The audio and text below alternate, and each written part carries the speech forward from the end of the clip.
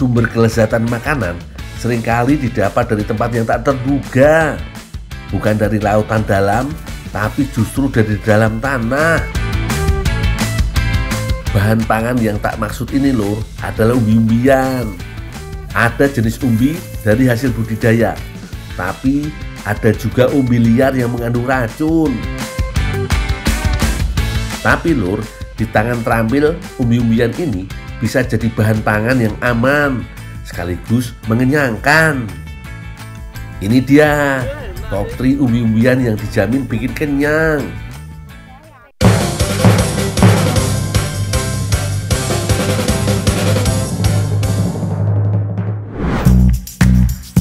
Di peringkat ketiga ada putu mayang umbi porang. Di Kabupaten Banyuwangi, tepatnya di Kecamatan Songgon, umbi porang dikenal juga dengan sebutan iles-iles. Umbi yang mirip suwek ini kaya akan kandungan serat yang memberi tekstur kenyal dan mengenyangkan. Tapi di dalamnya terdapat kandungan lain yang cukup membahayakan, yaitu kalsium oksalat yang bila dikonsumsi mentah bisa menyebabkan iritasi mulut dan saluran cerna. Meski begitu, dengan pengolahan yang benar, kandungan kristal ini dapat dikurangi sehingga membuatnya aman dikonsumsi lur.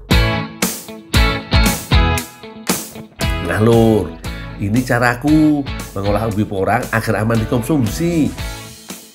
Sebelumnya, umbi porang dibersihkan dari kulit luarnya.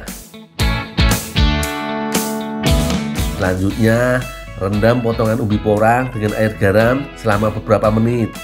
Dengan cara sederhana ini, senyawa kalsium oksalat akan terlarut dan berkurang. Bersama Mbak Mimin, aku menyiapkan umbi porang untuk diolah menjadi ratu mayang lur. Umbi porang dikukus dulu selama kurang lebih 20 menit hingga teksturnya lunak. Cara ini untuk memudahkannya tercampur dengan adonan kue putu mayang yang sudah disiapkan sebelumnya lur. Jumlah tepung beras sengaja lebih banyak daripada porang. Tujuannya agar adonan tidak terlalu lembek.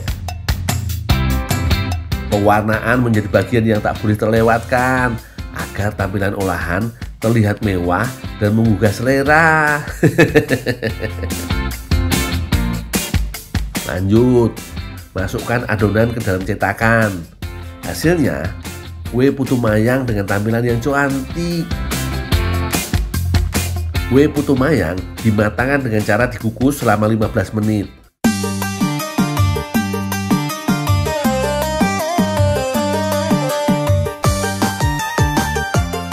Enak tenan lur. Kandungan serat pada umbut porang memiliki sifat menyerap air dan membentuk gel di perut. Efeknya membuat perut kenyang lebih lama. Ye, mantep toh.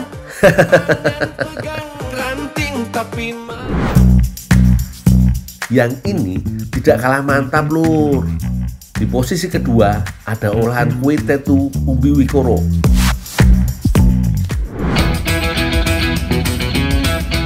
Bersama Henry, warga Konawe Selatan, Sulawesi Tenggara, aku menyusuri pinggiran hutan untuk mencari salah satu sumber pangan alternatif daerah setempat. Namanya umbi wikoro. Di daerah lain biasa juga disebut gadu. Tunas wikoro biasanya berupa sulur panjang berduri yang merambat pada pohon.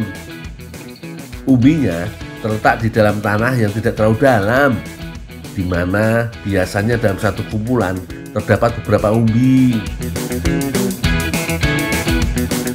Umbi wikoro terkenal beracun karena memiliki kandungan alkaloid dioskorina yang menyebabkan pusing-pusing. Oleh karena itu, perlu teknik pengolahan panjang agar aman dikonsumsi lur. Jadi, aku ikutin semua prosesnya lur.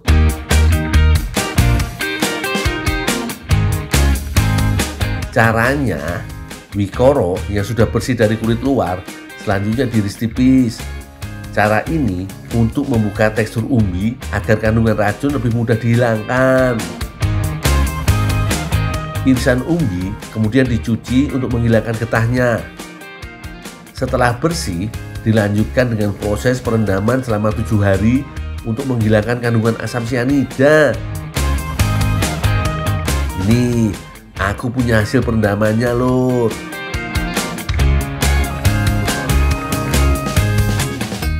Lanjut, ubi wikoro diperas untuk mempercepat proses pengeringan.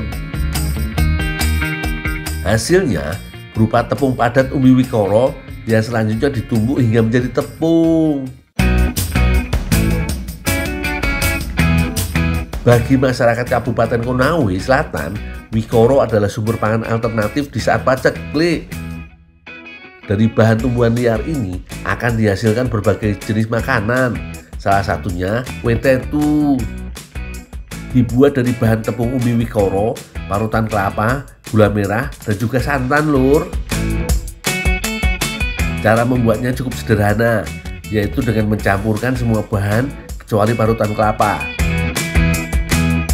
Adonan kemudian dimasukkan ke dalam cetakan yang terbuat dari daun pandan dan daun kelapa. Terakhir, kue dikukus dengan tidak lupa menambahkan parutan kelapa di atasnya. Setelah kurang lebih 20 menit, kue tradisional Konawe Selatan ini sudah bisa dinikmati lur.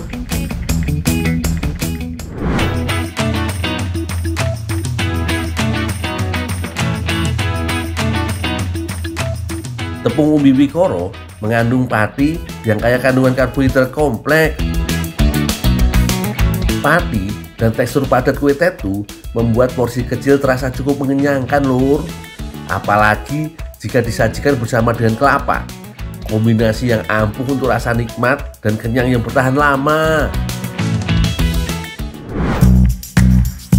Nah, kalau yang ini sudah pasti tidak asing bagi banyak orang. Di peringkat pertama ada ubi jalar yang diolah menjadi bolu krim, egg roll, ubi kerutuk.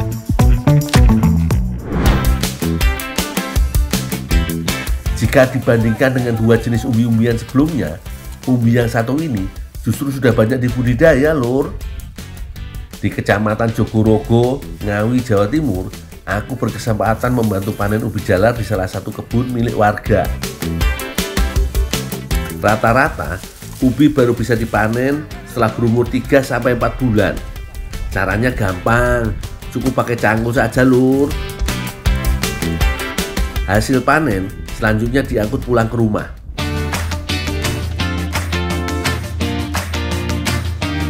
Sama seperti kebanyakan umbi-umbi yang lain, setelah diolah, ubi jalar harus dikupas terlebih dahulu.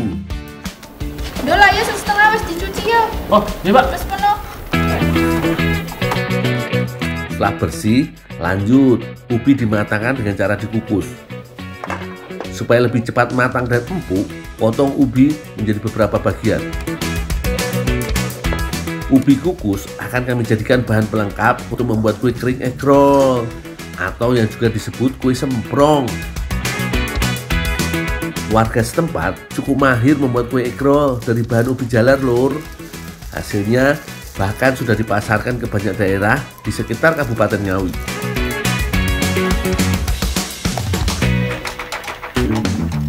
Baik nah, Iya. ini disuruh ngantor egg roll sama kroto pak. Oh iya, makasih ya dek. Oh iya pak.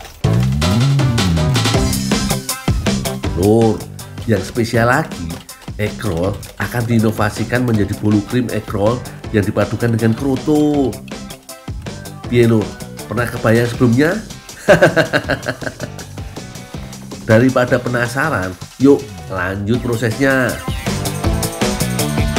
Pertama, adonan bolu dibuat dengan mencampurkan semua bahan. Lanjut, tambahkan dengan kroto atau telur semut rangrang yang tinggi protein. Adonan bolu kemudian dimatangkan menggunakan oven selama kurang lebih 30 menit.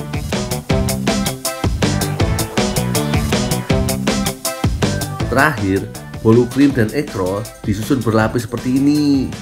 Piye lur, tampilannya mewah kan?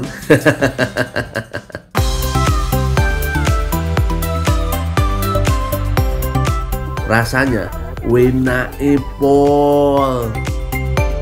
Lur, ubi jalar mengandung pati yang dicerna tubuh secara perlahan. bikin perut kenyang lebih lama dibanding nasi putih.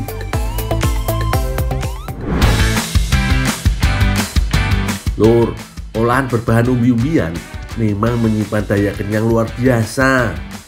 Terbukti bahwa dari dalam tanah, alam menyediakan sumber kekuatan untuk manusia. Ayo, kenali dan pelajari untuk mendapatkan manfaatnya.